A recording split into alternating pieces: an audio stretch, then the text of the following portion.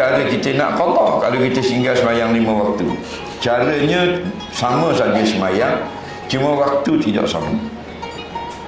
Semayang zuhur sama macam semayang zuhur tunai, semayang subuh qada sama macam subuh tunai, cuma waktu tak sama. Tak sama macam mana tu? Kalau semayang tunai kena tunggu masuk waktu. Kalau semayang qada tak payah tunggu masuk waktu.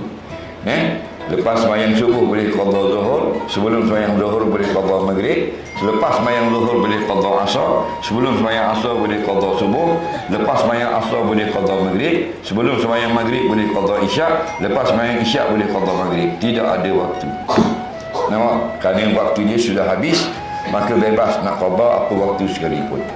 Tapi kalau nak semayang tunai kena tunggu masuk waktu. Tak boleh semayang zuhur dalam waktu subuh. Jelas. Lepas tu nak buat yang mana dulu? Ikut suka.